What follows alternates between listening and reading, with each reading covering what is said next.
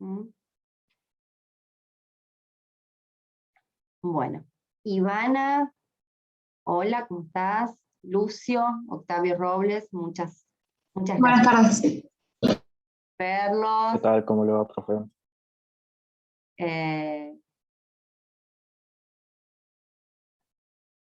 Todos están siendo admitidos.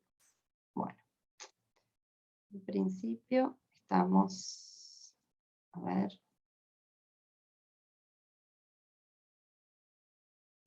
Rodri, si vos intentás entrar también a un Zoom desde la casilla que yo te di, ¿podrás? Vos y yo. Estoy justamente viendo eso. Así Perfecto. que vos tranqui, largá, y si llego a poder te aviso, si hay que cambiar algo te aviso. Vale. Si no, ya voy aprendiendo para el próximo. Sí. Ya en algún otro encuentro hasta podemos hacer salas y trabajos. Vamos poniéndole mucha garra los profesores de la cátedra para poder utilizar la herramienta todo lo que con todas las particularidades y potencialidades que la gente de la facultad nos la presenta, nos la comparte, ¿sí? Bueno, la idea un poco es que nosotros en estos encuentros, ustedes vieron que en el cronograma está que a estas dos unidades las vamos a ver, ¿sí? En esta semana.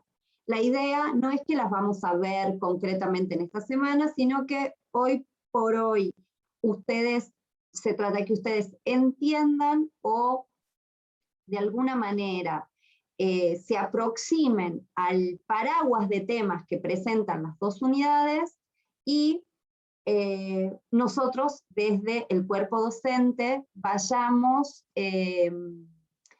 generando herramientas para que en las próximas unidades ustedes vayan vinculando algunos aspectos de estas unidades con las unidades que vienen. ¿Por qué? Porque la verdad que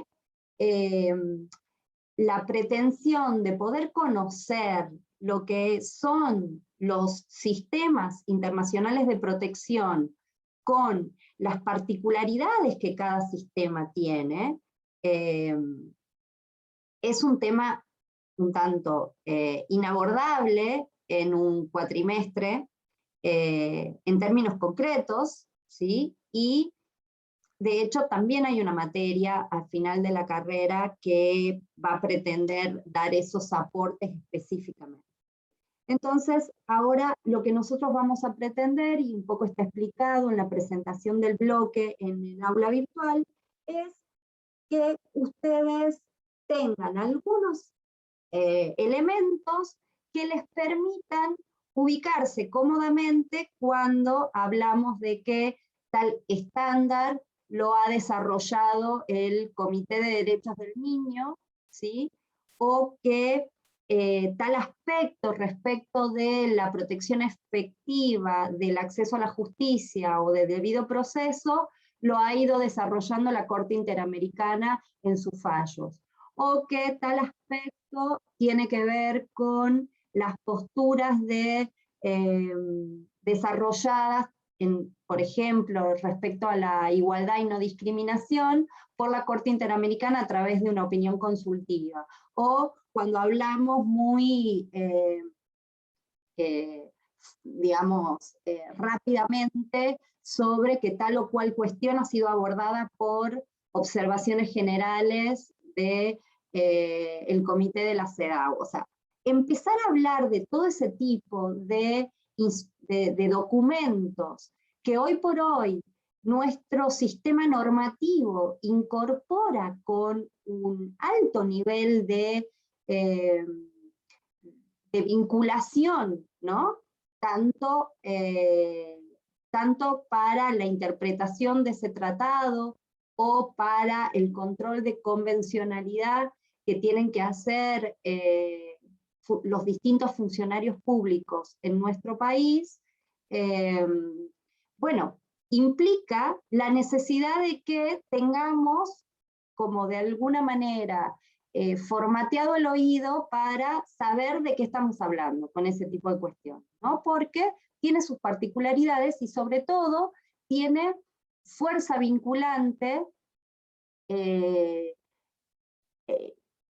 dispar de alguna manera, no tanto dispar porque haya que reconocerla de manera distinta, sino que es dispar porque todavía estamos haciendo todos y todas las operadoras y operadores del derecho internacional de los derechos humanos hacia adentro de nuestro país, mucha docencia, ¿no? Entonces, hay veces que vale la pena poder explicar quién decidió ese tipo de cuestiones, qué es el Comité de Derechos del Niño, a dónde se aloja ese Comité de Derechos del Niño, muchas veces también para contestar críticas que en algunos aspectos son bastante extendidas respecto de que tal o cual cuestión es decidida así porque las personas que lo deciden no, o son representantes, o sea, teorías conspirativas respecto del carácter imperialista de los sistemas de protección, hasta múltiples cuestiones. Entonces,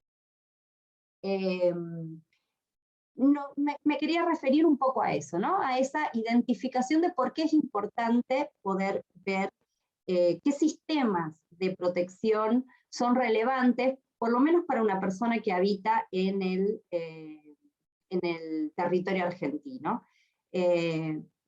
Porque, valga la aclaración, no vamos a repasar todos los sistemas que existen a nivel global, sino que nos vamos a centrar en el sistema regional y en el sistema universal aplicables para Argentina, ¿sí?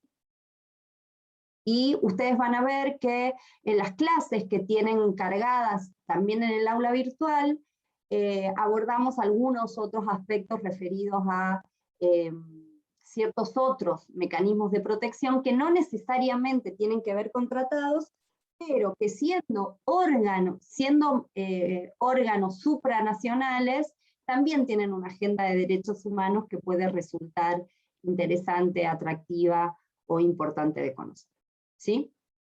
Entonces, definimos un poco en el bloque que pasó, en el bloque número 1, las distintas visiones y digamos, el origen del derecho internacional de los derechos humanos, las distintas corrientes que justifican la existencia de esa rama del derecho, si se quiere, y fuimos definiendo también cómo fue evolucionando y fue cambiando esa visión que se tenía desde las primeras conversaciones sobre lo que eran los derechos humanos plasmadas en la Declaración Universal y en la Declaración Americana sobre Derechos Humanos, con las visiones o el devenir y las discusiones que se dan en los primeros tratados o pactos que se generan sobre todo en la década del 60 del siglo XX,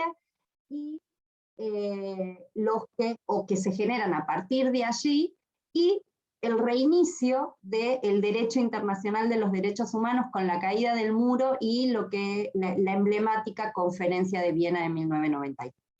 Entonces, eso lo vimos en un plano, si se quiere, más teórico, y abordamos algunas de las discusiones en relación con las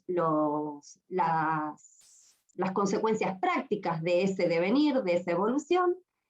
Y en la unidad 3 ustedes revisaron también particularmente qué implicaba para los estados entonces someterse a esos compromisos en materia de derechos humanos, ¿sí?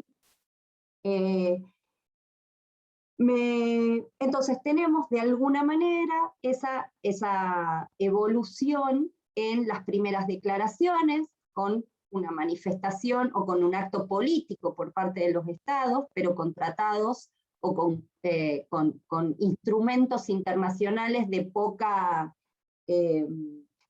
contundencia, si se quiere, para lo que implica posteriormente, sobre todo, la segunda ola, la segunda generación de tratados internacionales de derechos humanos, de estos instrumentos, que ya vienen con una carga de vinculación y de obligaciones generales mucho más concreta, ¿sí? Es decir, no solamente reconozco que las personas tienen ciertos derechos, sino que asumo compromisos en relación con esos derechos, ¿sí? Y voy generando lo que hoy por hoy se conoce como el Sistema Internacional de Protección de Derechos Humanos. Vamos a tener entonces que en ese registro van a existir o van a coexistir, por lo menos en nuestro país, de manera muy clara y concreta, un sistema regional, que de hecho tiene la particularidad de haber nacido, o por lo menos haberse concretado unos meses antes que la propia Declaración Universal, y que va a ser el generado por la Organización de Estados Americanos, la OEA, ¿sí? Y que van a tener en la Declaración Americana, en la Convención Americana, sus instrumentos principales, y que van a tener en la Comisión Interamericana y la Corte Interamericana sus principales órganos de protección, ¿sí? Después vamos a ver algunas particularidades y cómo eso se va robusteciendo y diversificando a la hora de generar un sistema de protección, pero lo que me interesa es que tengan esta noción, esta capsulita, si se quiere, de órganos o de sistemas de protección, frente a este otro sistema de protección que va a estar dado por el sistema universal, ¿sí? Es decir, que vamos a estar juntos a la par, no solamente con países que conforman nuestro continente, países hermanos en términos continentales si se quiere, sino con el resto de los países aglutinados o que adscriben a la Organización de Naciones Unidas, ¿sí? Entonces, es en ese plano en donde vamos a tener el Sistema Universal de Protección de Derechos Humanos, ¿sí? Entonces, este sistema, a diferencia de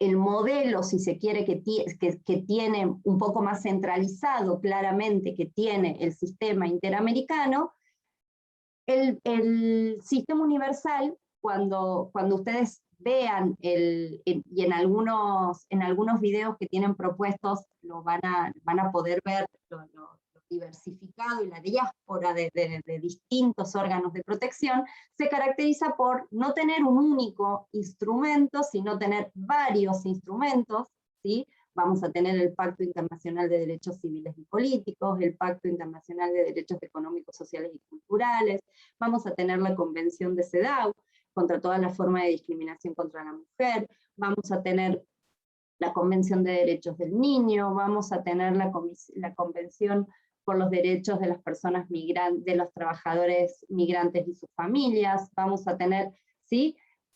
N cantidad de instrumentos que van generando y que van generando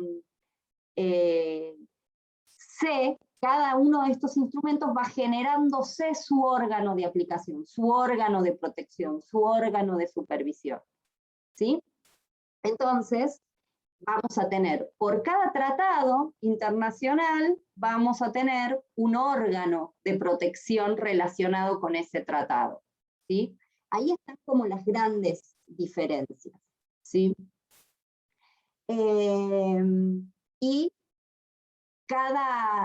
Y después vamos a ver algunas, y sobre todo en las clases está más correctamente explicado, sobre todo con más tiempo, las particularidades de cada una de estas formas de protección, ¿sí? Entonces, en esos dos paraguas el generado por la organización regional, por la organización interamericana, y el generado por la organización universal, vamos a tener sistemas que se refieren en gran medida a los mismos atributos, a los mismos derechos que tenemos las personas. O sea, ambos sistemas pretenden garantizar el mismo estándar de dignidad de las personas. Sería un contrasentido pensar que incluso es lo que pone en tensión alguna de estas explicaciones o teorías sobre los fundamentos del derecho internacional de los derechos humanos, los que ponen justamente en tensión esto, ¿no? O sea, si hay dos sistemas, ¿qué sentido tendría que, por decirlo de alguna manera, la interpretación del derecho a la vida y lo que tienen que hacer los estados en relación con la pena de muerte, como materialización del derecho, del valor vida, del derecho internacional a la vida, sea distinta que la visión que se logró acordar en Naciones Unidas en relación con el mismo derecho y con la misma cuestión. Y sin embargo, esas diferencias existen, ¿sí? Entonces, un poco también para garantizar la madurez de las discusiones que son políticas, ¿no? Esta nueva confirmación de que son discusiones políticas, ha generado que sean los propios órganos de los sistemas que intenten constantemente tejer redes, vincularse unos con otros y tratar de articular las interpretaciones de cada uno de estos derechos, ¿sí? Entonces, si bien los estados han elegido una organización muy clara respecto de que los órganos de protección de un sistema o de un tratado solamente pueden identificar o establecer la responsabilidad internacional de un Estado por incumplimiento a ese tratado, digamos, de su propio sistema, ¿no? Entonces no es posible pensar que el Comité de Derechos del Niño, que es del sistema universal, identifique que el Estado argentino ha violado la Convención Americana, que es del sistema regional. ¿Se entiende? O sea, los Estados han sido como muy contundentes respecto de que cada sistema es un mundo y establece y supervisa las propias obligaciones.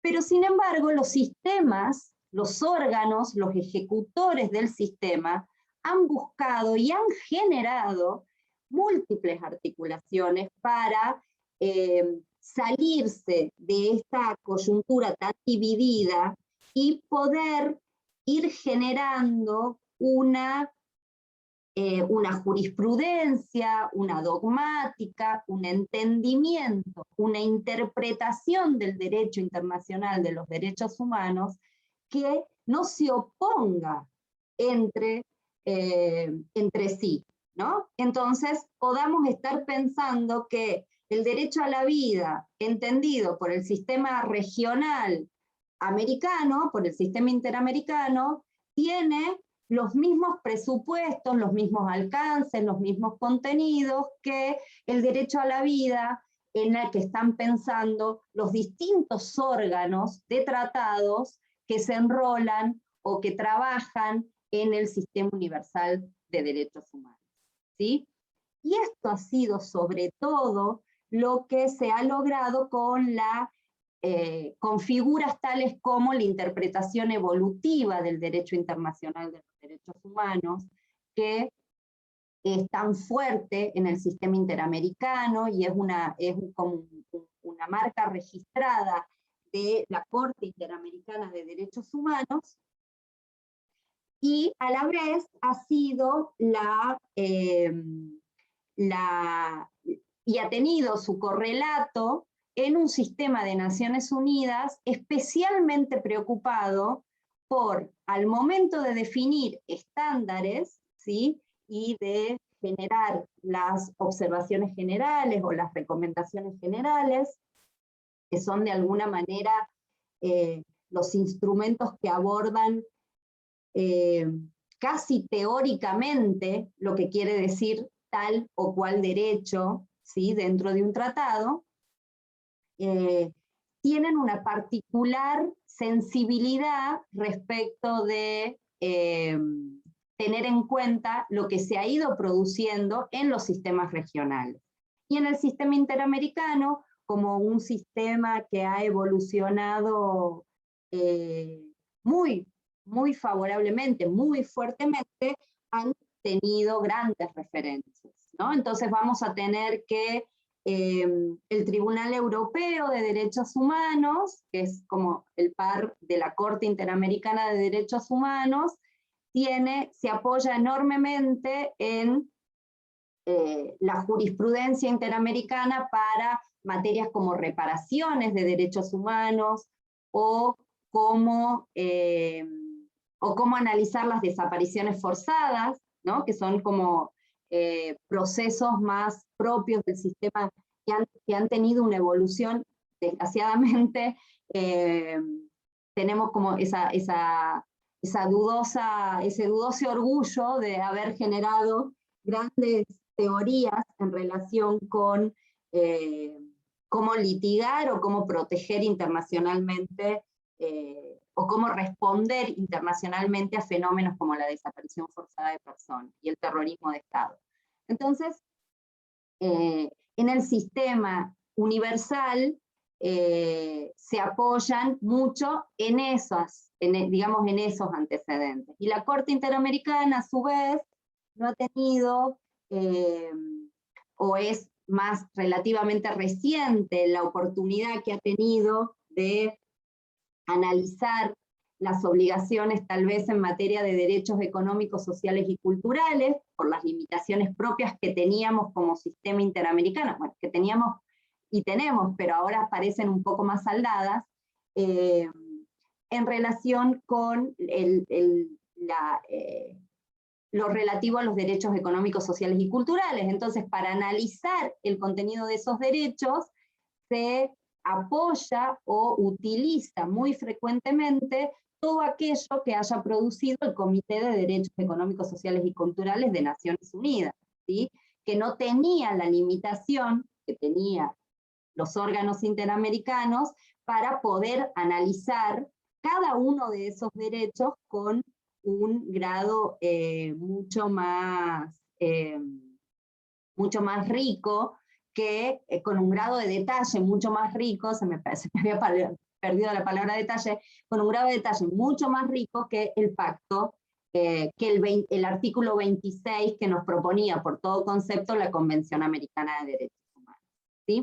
Entonces, la idea es que a ustedes ya les vaya quedando claro que para las personas que habitamos en Argentina, pero en general el territorio americano, vamos a tener dos grandes sistemas de protección, el sistema universal y el sistema interamericano, que entre sí tienen limitaciones muy claras respecto de cómo elegimos meternos, ¿sí? Y si elegimos un sistema, y esto no lo dije anteriormente, pero eso también está muy claro, si elegimos un sistema, llevar un problema, un caso, una problemática, muy específicamente a un sistema, no va a ser fácil llamar al otro sistema, ¿no? De hecho, y lo vamos a ver en el sistema de peticiones individuales, concretamente, que está establecido en la Convención Americana de Derechos Humanos, que si se elige llevar un caso ante el sistema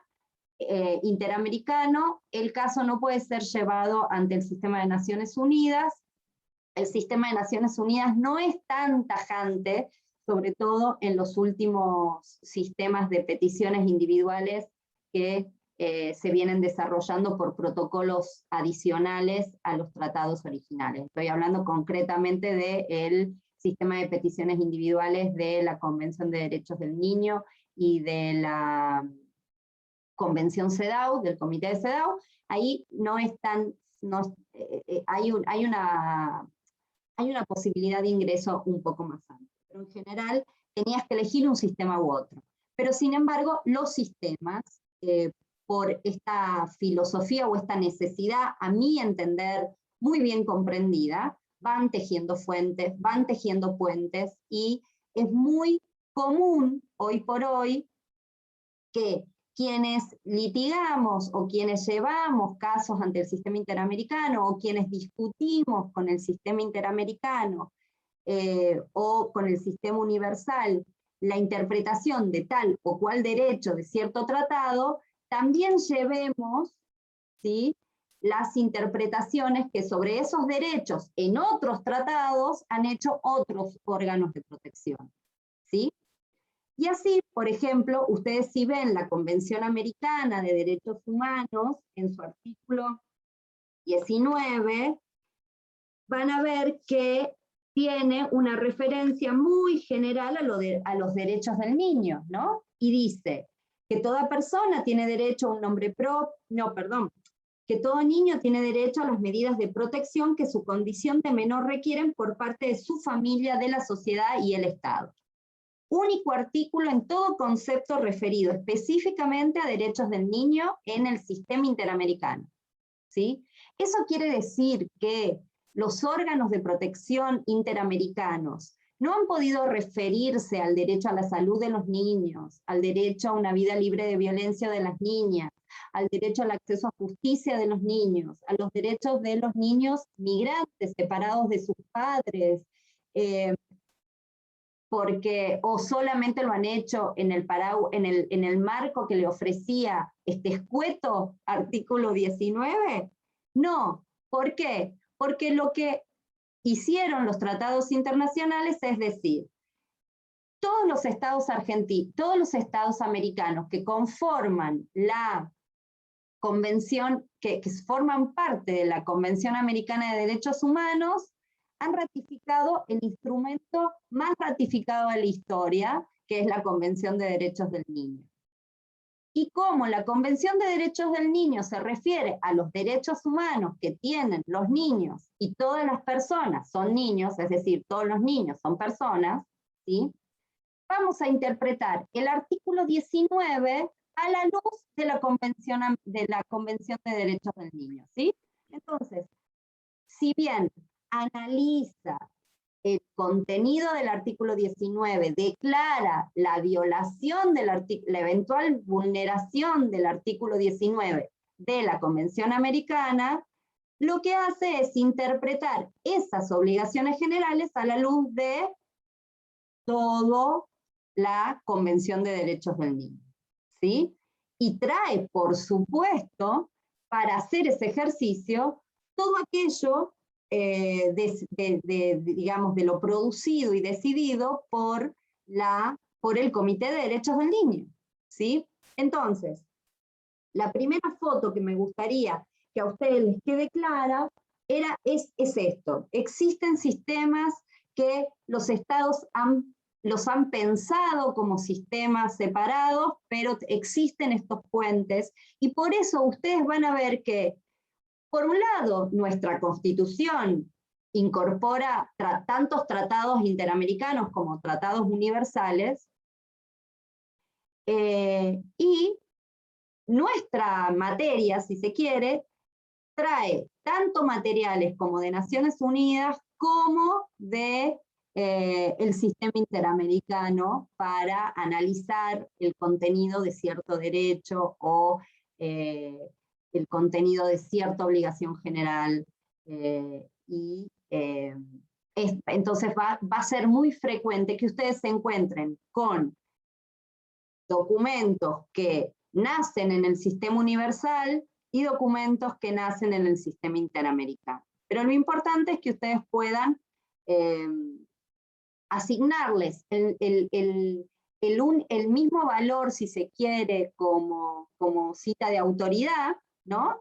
En tanto surgen de órganos de protección habilitados a analizar esas obligaciones, pero a la vez puedan demostrar pericia y conocimiento técnico para ubicarlo adecuadamente, ¿sí? Entonces, no me hablen de la opinión consultiva que emitió el Comité de Derechos del Niño, porque eso técnicamente es incorrecto. El Comité de Derechos del Niño, en tanto órgano de tratado de Naciones Unidas, tiene observaciones finales en relación con los países, es decir, con el sistema de informes, que es el sistema que está establecido por la propia convención, que es que los estados periódicamente van a realizar informes ante los distintos órganos de tratados, del tratado del que se trate, y ese órgano va a revisar cómo avanza el cumplimiento de ese estado en esa materia, ¿sí? Esto está mejor desarrollado con más tiempo y seguramente con más locuacidad en las clases, y si no, no importa, me lo preguntan, pero la verdad que es mucha información, pero quiero referirme a esas notas principales. Entonces, la idea es que ustedes puedan desenvolverse correctamente y puedan identificar qué emite cada uno de los órganos de protección, ¿sí? Para ubicarse y poder referirse correctamente. ¿Por qué? Y solamente para hablar del sistema, ustedes todavía no vieron o sí, a ver, izquierdo, no, ustedes después van a ver en el próximo bloque vamos a ver Constitución y tratados de derechos humanos, y es muy importante que ustedes puedan identificar qué surge de la Comisión Interamericana y qué surge de la Corte Interamericana y qué surge de los distintos comités, porque hay discusiones abiertas respecto del carácter vinculante de cada una de estas cuestiones, que en términos generales está bastante consolidado y es bastante pacífica la posición en nuestro país, más hay momentos, como siempre, sobre todo en la materia de derechos humanos, el derecho internacional de los derechos humanos, que eso se vuelve a poner en discusión y genera tensiones, y es importante que ustedes se puedan ubicar en esos aspectos, ¿sí? Hasta acá, dudas, me callo un segundo y les dejo meter comidilla.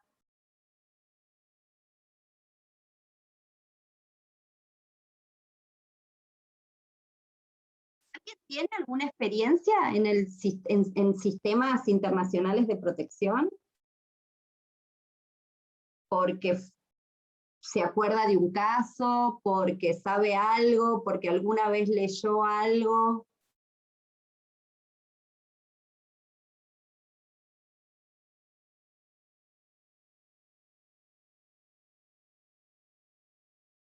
¿No? Más que nada de jurisprudencia de la Corte Interamericana. Bien, o sea, el producto de la Corte y de algún caso emblemático de hace poco tiempo, que hayan visto que algún órgano se manifestó, dio tratamiento a algo. ¿Nadie es de Jujuy? Por aquí.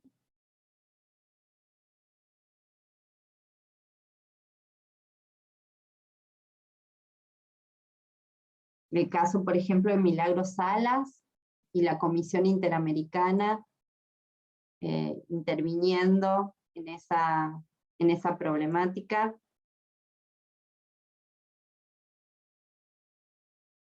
La timidez que tienen, chicos. Nada, nada. No les suena. Yo alguna vez leí una noticia de que la comisión iba a escuchar en una audiencia y no sé qué significa eso, ¿no? Bueno, tendrán una oportunidad el lunes que viene. Intenten indagar, busquen De hecho, O que pongan atención a partir de ahora a cada noticia que vean o escuchen, a donde interviene la comisión, interviene la Corte Interamericana o interviene en alguno de los comités. O sea, exactamente. yo, en relación a esto que venía contando Lourdes, yo creo que esto es muy difícil de comprenderlo si no lo pueden ejemplificar y si no pueden agarrar algún caso y conocerlo en profundidad y entender cuáles han sido los mecanismos que han ido funcionando. O sea, verdaderamente, o sea, no solamente difícil respecto a la dificultad, sino que es hasta incluso muy tedioso poder comprender cada mecanismo en una individualidad, sino que lo importante es que puedan comprender a la luz de distintos ejemplos que ustedes vayan viendo, o si se les cruza, digamos, alguna noticia que puedan profundizarla o que puedan traer a la clase la duda en relación por ahí a esa provincia. Ahí estoy viendo que están poniendo en el chat, pero es fundamental esto que les dice Lourdes, y esto a que los impulsa a que puedan estar con las antenas paradas, por lo menos durante el cursado, para este tipo de cosas, porque verdaderamente le va a servir y le va a allanar muchísimo el camino para la comprensión, por lo menos de estas bolillas, esto, entender bien y a través de ejemplos las distintas intervenciones que tienen en nuestra vida cotidiana o en nuestra vida jurídica particularmente, la Comisión Interamericana, la Corte Interamericana, los distintos comités del sistema universal, así que eso es fundamental. Ahí María Inés Ibáñez habló de que en derecho penal vimos el caso Kimmel. María José, ¿tenés posibilidades de abrir el micrófono y contarnos algo más?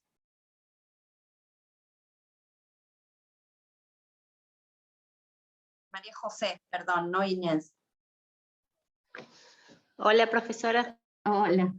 ¿Se me escucha? Sí, perfecto. Lo que se me viene en este momento a la cabeza, ese caso que habíamos visto, que había apelado porque lo habían condenado. Estábamos viendo el tema sobre, en derecho penal sobre, espere que me acuerdo bien, los delitos contra el honor. Claro. Eran los delitos contra el honor. Entonces se lo había condenado porque él había hecho era un periodista, según tengo entendido, que había hecho una investigación sobre un juez que había participado, que había dado una sentencia sobre un caso, y él como que criticaba el accionar de ese juez. Y entonces a él se lo condena, o algo así. ¿Usted me está entendiendo? Sí, yo les cuento un poco. Entonces, pero sí. ¿Y qué pasó? No importa, ya después yo te aporto la información faltante, pero en penal, ¿por qué lo veían? ¿Qué yo se había recuerdo logrado que a través de ese caso? Dio lugar a una reforma, a la reforma del Código Penal, sobre, si mal no recuerdo, el tema del conflicto que hay entre los derechos, el derecho a los delitos contra el honor y la libertad de prensa. Y la reforma se refería a que no es un delito contra el honor cuando se corresponden con temas de interés público. Exactamente. ¿Puede ser? Eso está, muchísimas gracias María José por el aporte. Y está bueno porque esto nos trae, efectivamente, Kimmel era un periodista que escribió un libro sobre la masacre de los palotinos en Buenos Aires, en el marco de la última dictadura militar. Y identificó que un juez en ese momento había tenido una posición de cómplice con la dictadura en esa intervención. Era solamente una partecita en un libro que era toda una investigación al respecto. No era que estaba centrado en ese juez, ni mucho menos. Pero este juez le hizo una denuncia y Kimmel murió con su departamento embargado o sea, con su casa amenazada, con su techo, por los daños que que esta persona exigía que se le devuelvan por la tacha a su honor. Y ese caso fue muy importante, como muchos de los que se litigaron contra el Estado argentino, porque generaron a través de ese caso la posibilidad de que los órganos de protección identifiquen una problemática, ¿sí? Es decir, una problemática en el sentido de algo que desoye o vulnera alguno de los compromisos asumidos por el Estado argentino en este caso, en relación con un derecho humano reconocido o incorporado en alguno de los tratados interamericanos. Y cuando eso se logra, como todo sistema de protección, y esto era otro aspecto que me parecía importante que ustedes identifiquen, los estados pueden tener una actitud, y es lo que pretende el sistema pensado inicialmente, respecto de que el órgano de protección le señale en dónde tiene que mejorar y los estados mejoren, ¿sí? Bueno, Argentina tiene realmente una performance en relación con los casos individuales, digamos, con los casos que llegan a litigarse en el sistema individual, de mucho compromiso, o por lo menos de manifestación de compromiso. Y se han logrado grandes reformas en materia, a través de litigios en materia de derechos humanos. Así hemos revertido a la luz de, o con el objetivo de cumplir con los compromisos internacionales asumidos, la Argentina ha desarrollado y ha desplegado un sistema de, una política de Estado de memoria, verdad y justicia que es modelo en el mundo, ¿no? Tiene una ley de migraciones que se ha conseguido a través del caso de La Torre, que no llegó a la Corte, o sea, simplemente con un acuerdo en la Comisión Interamericana, es decir, que no se llegó al último paso de castigo posible de la Argentina, sino que con una instancia ante la Comisión Interamericana fue suficiente para problematizar la situación de la legislación que teníamos vigentes en la Argentina en relación con los derechos de las personas migrantes en nuestro país. Y se logró tener una ley que hoy es reconocida en todo el mundo, respecto de identificar que el derecho a migrar es un derecho humano y que las personas no son legales o ilegales. Las personas son personas que tienen derechos humanos y lo que se podría ascribir como una situación legal o ilegal es su situación migratoria, ¿no? Y lo que eso implica en materia de derechos humanos. Y para eso, y hay muchos más ejemplos, pero está bueno que ustedes vayan identificando ese tipo de posibles respuestas en materia de mejora o de avances en materia de derechos humanos de la mano de estos órganos de protección, porque si no, como les decía Rodrigo, todo queda muy abstracto. Pensar que esto se resuelve en un grupo de 7 personas o 18 personas, depende si hablamos de los órganos interamericanos o de los órganos universales, que deciden reunidos en Nueva York o en Ginebra o en Costa Rica o en Washington ciertas cuestiones, sin poder identificar cuáles son las vinculaciones de eso que se decide hacia lo interno de los estados, es quedarnos con la mitad de la película o con la película menos interesante, si se quiere. La idea es que ustedes puedan identificar que estos órganos de protección están pensados para, en la medida que los operadores del derecho, y en especial del derecho internacional de los derechos humanos, pero no exclusivamente, nos apropiemos de esos productos, de esos casos, de esa jurisprudencia, como decía Lucio, de esas sentencias, como decía María José, y las transformemos y nos hagamos cargo Lo mismo con un informe del Comité de Derechos del Niño, o con una recomendación general del Comité CEDAW respecto de, no sé, el acceso a la justicia de las niñas y mujeres en nuestro país.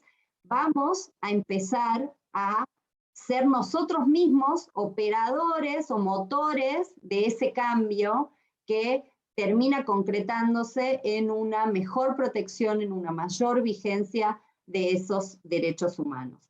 Porque la respuesta más inteligente frente al derecho internacional de los derechos humanos y estos órganos de protección es poder asimilar eso que nos devuelven, incluso cuando es una condena internacional, ¿no? O una recomendación durísima en términos del derecho internacional, que, para decirlo de alguna manera, no sé, las recomendaciones durísimas son: llama la atención del Estado argentino, la situación de la legislación, no sé, de los menores de edad y el sistema penal juvenil, que es algo que no logramos cambiar ni con sentencia de la Corte Interamericana, ni con recomendaciones generales del Comité de Derechos del Niño, ni con observaciones finales específicas sobre ese tema, ¿no?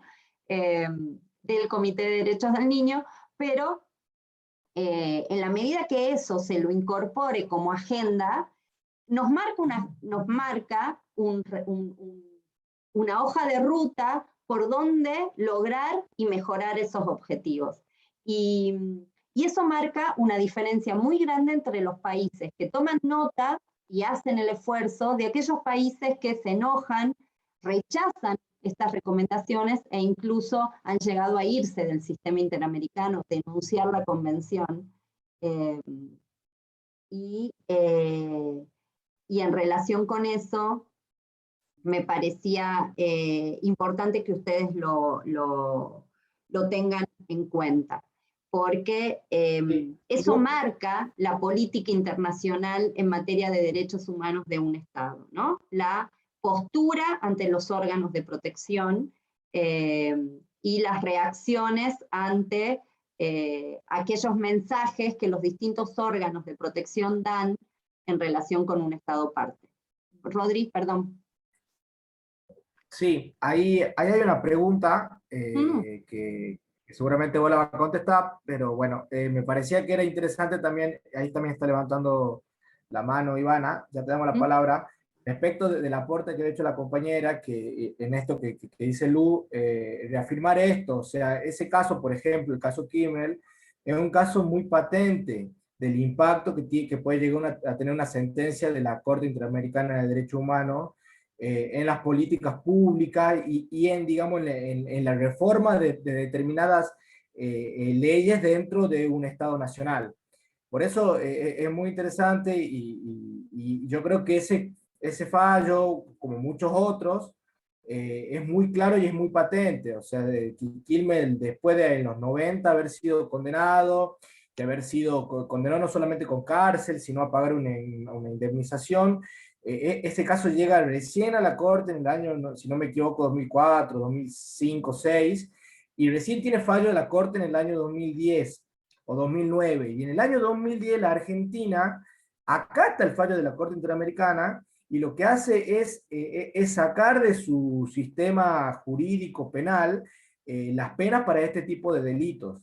O sea, a partir del año 2010, nadie puede ir preso porque se le imputen o porque se lo condene por el delito de calumnias e injurias, particularmente, y si bien se mantiene, digamos, la figura penal, pero la sanción tiene que ser económica, que era una de las cosas fundamentales del fallo. Y en ese sentido, y en esto último que decía Lu, está el compromiso que tienen los estados nacionales respecto de los órganos, de los tratados, y de poder cumplimentar con las distintas, ya sea recomendaciones o en este caso era una sentencia.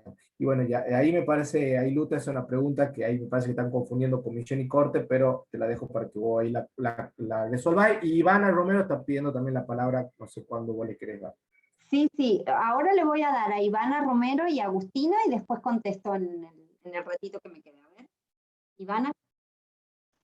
Sí, no, yo quería ahí, Mester Cuchara, que respecto a que un ejemplo que me parece importante es, por ejemplo, la legalización del aborto acá en Argentina y cómo las diferentes recomendaciones que veníamos teniendo como Estado desde diferentes organismos, como por ejemplo la ONU, cuya observación respecto al caso Belén de acá de Tucumán del 2018, creo que se resuelve, que ya es anterior, eh, y cómo la criminalización y persecución a las mujeres, o sea, todo eso lleva también a la legalización, que bueno, tardó muchos años, y además, bueno, de esa recomendación también teníamos al presidente del Comité por los Derechos del Niño de la ONU en medio del debate del aborto, o sea, aclarando a qué se refería el comité o a qué se refería con niño, por ejemplo.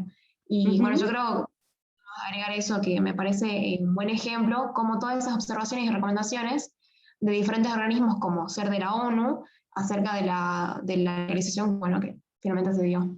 Exactamente, muy interesante. La idea es justamente eso, que cada debate sobre conquista de derechos o ampliación de derechos los podamos referenciar en lo que, sobre todo cuando se refieren a derechos humanos, lo podamos referenciar con lo que van diciendo al respecto cada uno de estos órganos, porque además es lo que hacemos muchas veces cuando se litiga un caso particular y traes la cita del comité, ¿no? Y decís, el artículo 12 de la Convención de Derechos del Niño que habla sobre el derecho del niño a ser oído y a participar en todos los asuntos que sean de su interés, ha sido interpretado por el Comité de Derechos del Niño de la manera en que... Y ahí hacemos como un aporte a cómo el juez o la jueza debería interpretar ese derecho, ¿no? Bueno, esto es de enorme salud institucional cuando se dan debates legislativos en ese plano. Y es lo que un poco la Corte Interamericana manda a hacer cuando le pide a todos los órganos estatales, perdón, me traté con mi propia voz, a que hagan un control de convencionalidad, ¿no? O sea, que los decisores públicos estén atentos a que todo el tiempo tenemos que avanzar hacia la realización y cumplimiento de esas obligaciones generales que ustedes vieron en la unidad 3 con la profesora Gutiérrez. Agustina, no quiero dejar de darte la palabra. Sí, hola, buenas tardes. ¿Se me escucha ahí? Sí. No, bueno, yo también quería aportar un poco, siguiendo un poco también la misma línea de Ivana, de esto de un caso local en Tucumán, que ha sido bastante conocido también y que tuvo repercusión a nivel internacional también en la ONU, que fue el caso de Facundo Ferreira, el niño que fue asesinado por la policía acá en Tucumán, y que ha tenido también como una gran repercusión, digamos, a nivel internacional en la ONU, llevando a replantear esto que también lo mencionaba, no sé si usted o Ivana, a qué punto, de qué manera se están considerando los derechos y cuál es realmente el papel de la policía o cómo está actuando la policía con los niños, niñas y adolescentes, por ejemplo, que fue uno de los temas que se habló en el comité. Entonces también me parece muy importante. Justo cuando estaba hablando usted al principio me acordé de ese caso, y ahora lo estaba buscando un poco más a fondo, y bueno, se menciona que ha sido uno de los casos en donde han puesto en mira el papel que está cumpliendo Argentina en esto del uso de la fuerza policial, digamos. Y también en ese sentido me parece muy importante, me acuerdo también cuando fueron los primeros meses de cuarentena, que había como una especie de detención totalmente arbitraria por parte de la policía, entonces también se hablaba, quizás no de manera internacional, digamos, no fue como un tema internacional, pero sí se lo hablaba, cuál es el rol de la policía y de qué manera utiliza su fuerza para con la población.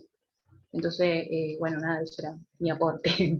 Muchas gracias, Agustina. De hecho, esos son como los aportes. Yo me acuerdo allá por el 2010, 2011, que se estaba debatiendo nuevamente las facultades de la Comisión Interamericana y de la Corte Interamericana, porque los estados querían revisar si la comisión podía o no dictar medidas cautelares, y estaba como muy en discusión en ese momento como un bloque antiimperialista de Ecuador, Venezuela, Brasil, ¿no? Y se ponía en cuestión alguna de estas cosas, y eran los propios estados los que le decían a la Comisión Interamericana que ustedes, si se van a la Carta de la OEA o se van a la propia Convención Americana, van a ver que la Comisión Interamericana, si bien tiene un rol en el sistema de peticiones individuales, es decir, en los casos particulares de vulneración de derechos humanos, tiene sobre todo un rol de promotor, ¿no? Y de apoyo hacia los estados en materia de derechos humanos. Y muchos estados, sobre todo ya no pensemos en los estados de la década del 80 y del 90 en Centroamérica, que tenían unas denuncias sobre vulneración de derechos humanos, o eran estados que estaban saliendo de dictaduras militares, sino democracias nobles en algunos casos, pero democracias constituidas con amplia legitimidad y reconocimiento, y estos estados les decían a la comisión: yo quiero que, por ejemplo, me ayudes a pensar cuáles deberían ser los estándares para garantizar la seguridad ciudadana, ¿no? Como derecho, y sin violentar los derechos humanos, y esta idea de uso proporcional de la fuerza, en qué casos sí, en qué casos no, y la interpelación era eso, o sea, venía a ayudarme con los problemas nuevos que tienen las democracias de la región, ¿no? Cómo avanzar en derechos, cómo, que a la vez son nuevos y no tantos, ¿no? Porque de nuevo, si vemos una foto de las problemáticas más acuciantes en la región, vamos a seguir viendo que las personas privadas de libertad están en gran medida siendo presas de, si no tortura, por lo menos trato cruel, inhumano o degradante en las cárceles de la región. Entonces no son tantos problemas nuevos, pero sí hay, además de los viejos, problemas nuevos, y los estados muchas veces reclaman de los órganos internacionales de protección mayores documentos, mayor predisposición a acompañarlos en vez de denunciarlos o condenarlos, ¿no? Y este reclamo de ayúdame a pensar. Y yo creo que todos los operadores del sistema interamericano tenemos que comprometernos un poco con esa pregunta, ¿no? ¿Cómo los sistemas realmente aportan a la democracia de la región, que tienen problemas muy difíciles de resolver, ¿no? O sea, los problemas relacionados con la pobreza son de una complejidad enorme, digamos, a la hora de resolver ese tipo de cuestiones. Ustedes vieron el caso González Ruy, por lo menos una presentación del caso, y ese tipo de problemáticas son problemáticas relacionadas con estados o institucionalidades pobres, ¿no? O sea, cómo generamos recursos para poder cada vez controlar cada vez mejor todas las cuestiones o todas las actividades que tengo que ir descentralizando, porque como Estado no doy abasto. Y bueno, esa discusión es muy interesante también. Tengo una pregunta que es que, María se me va, pero dice, acá tengo, que el carácter vinculante que tienen las sentencias que emite la CIDH, no sé si me quiere decir algunas líneas para tener, eso dice Rodri. Bueno, la CIDH, en la jerga de esta cátedra, si se quiere, es la Comisión Interamericana. A la CIDH la identificamos como Comisión Interamericana. Y la Comisión Interamericana no dicta sentencias, ¿sí? Dicta o informes, ¿sí? Generales o regionales o temáticos, o informes de casos particulares, ¿sí? Del artículo 50 o del artículo 51. Yo les tiro esto, lo que no entiendan se van y lo leen, pero está también explicado en las clases o en los textos que les dimos. Entonces, entiendo si me dice sentencias de la CIDH que me ha querido decir corte. El único órgano de protección aplicable a nuestro país o reconocido en nuestro país, tanto de sistemas universales como de sistemas regionales, el único órgano que dicta sentencias es la Corte Interamericana de Derechos Humanos, ¿sí? La Corte, las siglas que usamos es Corte IDH, ¿sí? La Corte Interamericana de Derechos Humanos, el carácter vinculante de sus sentencias se ha construido a lo largo y a lo ancho de nuestro devenir institucional, desde antes incluso de la reforma del 94, ¿sí? En donde, con el caso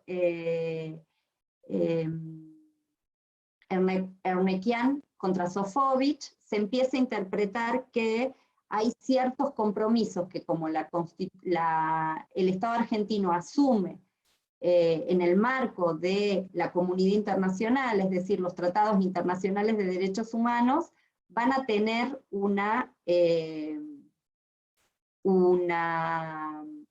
peso mayor que las leyes nacionales. Y ahí le empezamos a dar mayor jerarquía que cualquier ley. Entonces, empezamos a releer el artículo 31 de nuestra Constitución Nacional con ese esquema de la Convención de Viena de los Tratados, dado por la Convención de Viena de los Tratados, que es una convención que establece los principios generales del derecho internacional. Entonces, desde ahí en adelante, y sobre todo con el hito de la reforma constitucional del 94, en donde se incorporan los tratados internacionales de derechos humanos en las condiciones de su vigencia, como dice el artículo 75, inciso 22, empiezan a interpretarse que, por un lado, si la Corte Interamericana dicta una sentencia contra Argentina, no hay posibilidad que no cumplamos con esa sentencia. Es de rigor y de buena fe que la Argentina cumpla con esa sentencia, porque por eso asume compromisos internacionales. De todas maneras, esto lo vamos a volver a ver con control de constitucionalidad y control de convencionalidad, pero rápidamente se los referencio.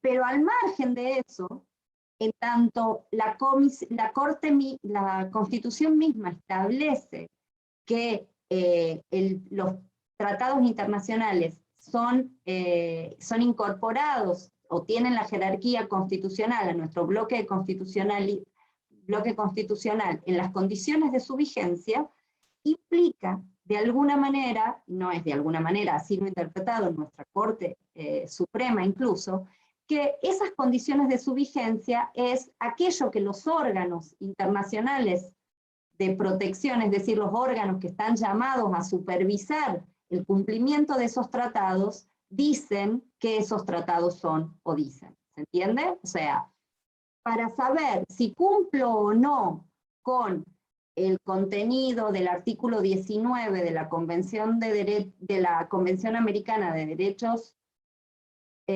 Humanos, tengo que irme, como dice la Corte, a interpretar lo que dice la Convención de Derechos del Niño. ¿Y quién interpreta la Convención de Derechos del Niño? El Comité de Derechos del Niño. Entonces, ¿cómo tengo que incorporar yo la Convención de Derechos del Niño, que está incorporado en el 75, inciso 22, como manda, ¿sí? O como lo interpreta la Convención de Derechos del Niño? ¿Se entiende? Y el Comité de Derechos del Niño que interpreta ese órgano. Ese es el paso, ese es el recorrido.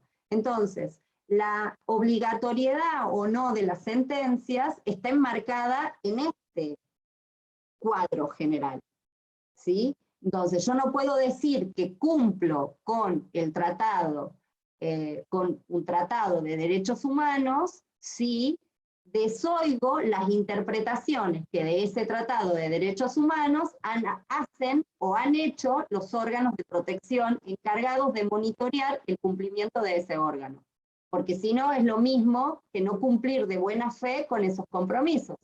Si yo asumo un compromiso, pero lo interpreto como quiero, estoy desoyendo las condiciones de su vigencia. ¿Se entiende? Que era un poco lo que venía trayendo Ivana cuando dio el ejemplo. Le hacíamos decir a la Convención de Derechos del Niño un montón de cosas a la luz y decíamos que no, que nos iban a condenar si avanzábamos con la despenalización del aborto porque estábamos desoyendo lo que la Convención de Derechos del Niño decía, y vino el presidente del Comité de Derechos del Niño para decir no, para nada. De hecho, el Comité de Derechos del Niño le viene diciendo hace años a la Argentina que tiene que modificar esta legislación porque se están muriendo niñas y mujeres por causas evitables. Y eso desoye las obligaciones que Argentina ha asumido en relación con la vida y la salud de las niñas y mujeres. ¿Sí? Entonces, esta es la interpretación. Nos puede gustar más, menos. Claramente en el debate del Congreso quedó claro que había gente que le gustaba, no le gustaba esa lectura. Pero en términos concretos, esas son las condiciones a las que se refiere la Constitución, la interpretación que de la Constitución hace nuestra Corte Suprema de Justicia de la Nación, y las interpretaciones que de los distintos tratados van haciendo los distintos órganos de protección. ¿Quedó claro? No sé quién me hizo la pregunta, pero espero haberla contestado, y esta no es la única vez que vamos a hablar de esto, así que no se preocupe.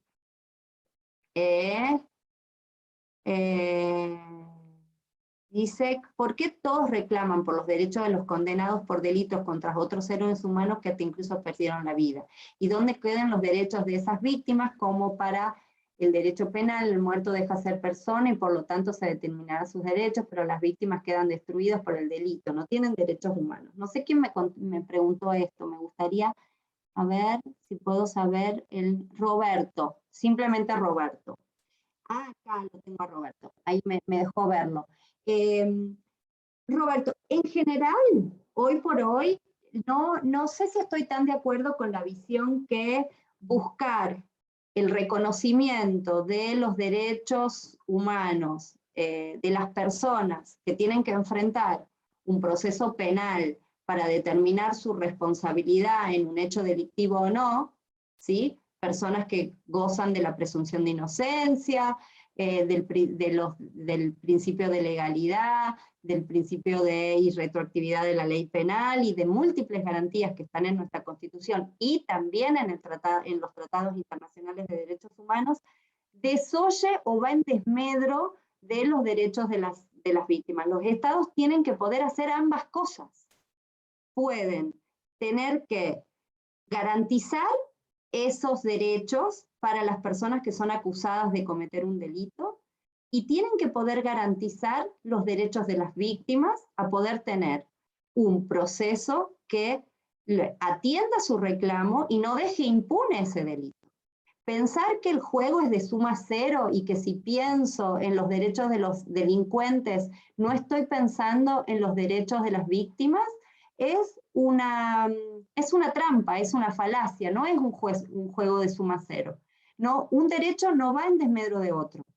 Las instituciones estatales tienen que hacer, de hecho, la cada vez mayor protección y atención que se da desde el sistema penal a las víctimas, tiene que ver con los mandatos que existen y que surgen sobre todo desde el derecho internacional de los derechos humanos. Cuestiones como el derecho a la verdad, el derecho a tener una respuesta judicial en tiempo oportuno, el hecho incluso de las víctimas, los casos que llegan al sistema de protección internacional, digamos, en oposición a lo que usted puede llegar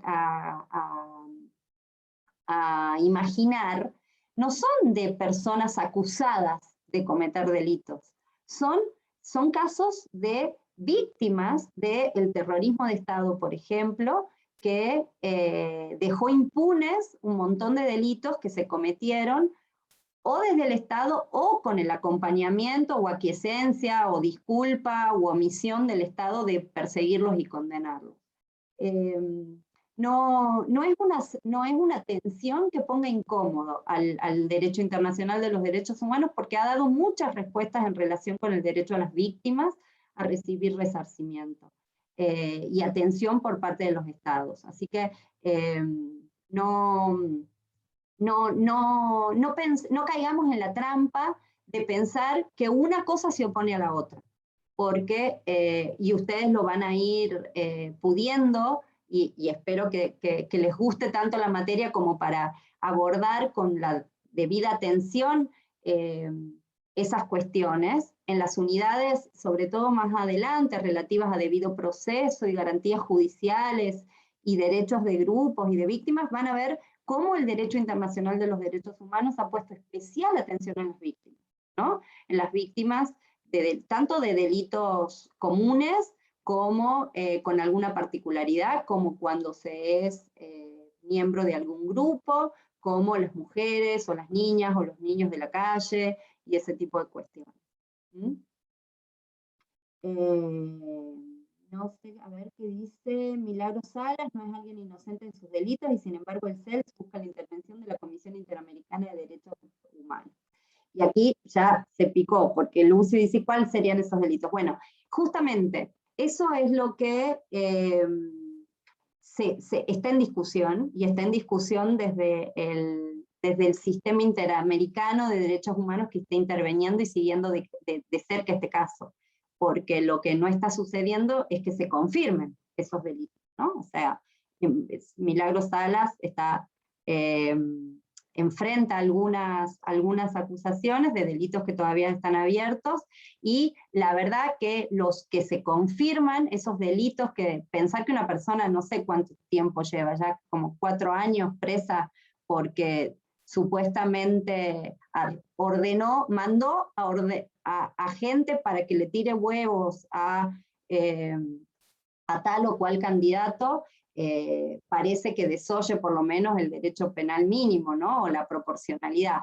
Pero de alguna manera está bueno pensarlo, y me encantaría que en el próximo espacio generemos un debate y no tenga que hablar yo y cada uno venga, Roberto por un lado. Claro, pero tiene una condena de 12 años por robo, y está confirmada esa condena, es sentencia firme, porque ustedes saben que está establecido. No tenía esa información. Si después nos acercás la condena de segunda instancia con la firmeza de esa condena, está bien. Entonces, tiene algún tipo de explicación la privación de libertad, eventualmente. Igual Lugo, igual fuera de esto, o sea, lo que se pone en debate respecto de la condición de Milagro Sala, no es lo que está sucediendo, digamos, particularmente hoy con las causas, sino cómo deviene la detención de Milagro Sala y su posterior, digamos, encarcelamiento, violándose muchas de las garantías procesales, fundamentalmente, que tiene cualquier ciudadano o ciudadana argentina o extranjero que reside en nuestro país. O sea, es ahí a donde se da la intervención, y se pide la intervención particularmente a los distintos órganos internacionales. Después lo que va pasando en las condicionalidades sobre las causas que tiene particular en el derecho interno es otro devenir. Yo entiendo que para el caso Milagro Sala particularmente, el debate en su momento fue, y la intervención que se le dio a los órganos internacionales tiene que ver respecto y fundamentalmente con las garantías procesales que tiene cualquier persona, se llame Milagro Sala, se llame Rodríguez Croci, se llame Lourdes Bascario, o sea, no tiene que ver no tiene que ver con... O Roberto.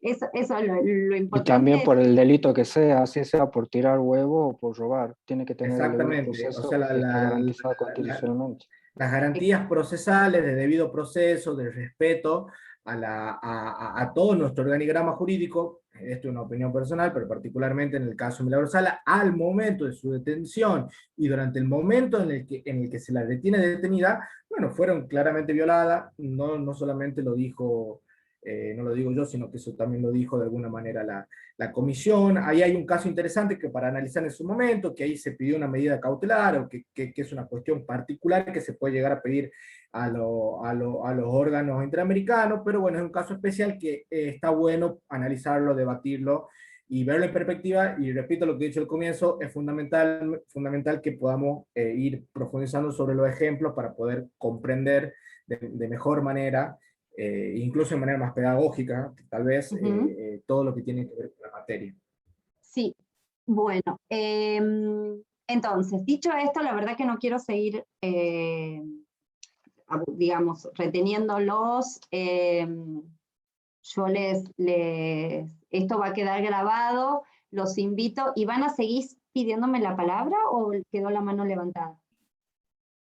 No, era para comentar algo, bueno, con respecto a lo que decía el compañero, pero no sobre Milagro Sala, sino sobre los derechos de los condenados, es que muchas veces también se condena sin perspectiva sobre las realidades de cada uno o su perspectiva de género, por ejemplo. Que era para, bueno, comentarle a los compañeros de un caso que está ahora, que si lo quieren ver sería bueno porque la verdad necesita visibilización, que es el caso de Yolanda Vargas, que es de Salta, de Colonia Santa Rosa, de una mujer que es juzgada sin tener, ¿cómo se diría? Sin tener en cuenta la realidad de esta persona, ni los estereotipos de género que se usan a la hora de condenarlo. Que además el proceso es bastante extraño, cómo se llega a la detención de ella, y bueno, que todavía están esperando el sobreseimiento, y que es en medida comparable con el caso que es más polémico, que fue de María Obando, que ahora creo que hace poco pidieron de nuevo su detención, que es esto de cómo por ahí se demoniza al condenado, al imputado, y se pierde el sentido de humanidad y del contexto en el que estaba sumergido a la hora de que sucedan los delitos, o en el caso de Yolanda Vargas, los hijos que a ella la acusan de abandono de persona, etcétera, etcétera. Bueno, nada, comentar esto, por ahí sirva tenerlo en cuenta. Si te parece, Ivana, y si tenés un link, te comunicás, me lo mandás por el aula virtual y yo lo cuelgo y así pueden compartir, o lo colgás directamente en el foro. Muchísimas gracias, está bueno Genial. Ir actualizando los temas que nos pueden servir para discutir y revisar esto. Totalmente, lo mismo con las noticias, con los aportes que van dando. Después está bueno que nos lo pasen a las aulas virtuales, o sea, nos pasan a nosotros por medio del aula virtual y nosotros después lo vamos subiendo, porque bueno, eso me parece que hace también ahí también a poder respaldar los debates con las informaciones que uno va teniendo, las cosas que uno va viendo, las noticias que uno va teniendo. Así que eso es como también de alguna manera importante, ¿sí? Que podamos respaldar de alguna manera. Sí, perfecto. Yo les quiero... el video de Abramovich no lo puedo subir completo porque muy del 2020 grabamos la mitad. Así que estamos intentando que nos vuelva a dar un espacio, Víctor, y lo podamos colgar completo. Pero si no, me voy a comprometer en buscar algún video de Víctor completo y podamos tenerlo.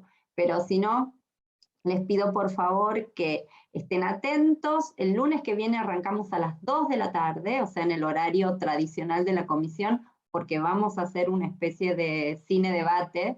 Es decir, ustedes se van a conectar al Zoom, vamos a compartir pantalla, vamos a ver todos juntos un pequeño corte, un pequeño corto, y vamos a hablar con el doctor Pose y todos nosotros, con las lecturas del que venimos teniendo sobre el tema propuesto, para seguir profundizando los intercambios y las comprensiones y las dudas. Y vean las clases de la unidad 4 y 5, cualquier duda que tienen me escriben, yo entiendo que más temprano que tarde las contesto, y si no, lo escriben en el foro y compartimos entre todos las dudas y las respuestas que pueden ir surgiendo, ¿sí? Profe, disculpe, Dígame. le quiero hacer una pregunta. ¿Sí? Soy Alejandra. Las 3 clases sincrónicas que dan por semana Sí. de la Cátedra B, ¿hablan lo mismo, el mismo contenido? En principio sí, los damos profesores distintos. Entonces, tal vez, sí. la idea es que nosotros las podamos subir y dejar grabadas para que ustedes las puedan ver, porque tal vez hay preguntas que les surgen a algún compañero que pueden llegar a ser interesantes o les pueden llegar a servir para abordar el tema. Es como una especie de intentar prolongar estos encuentros que son tan extraños en el contexto del COVID. Pero bueno, si ustedes se pueden, se suman a estas clases, y si no, vamos a empezar a subir los videitos para que ustedes puedan escuchar también esto, ¿sí? Bueno, gracias, profe. Bueno, ha sido un gusto, y cualquier cosa, estamos en contacto, ¿sí? Chao, profe. Chao, Hasta hasta luego. luego.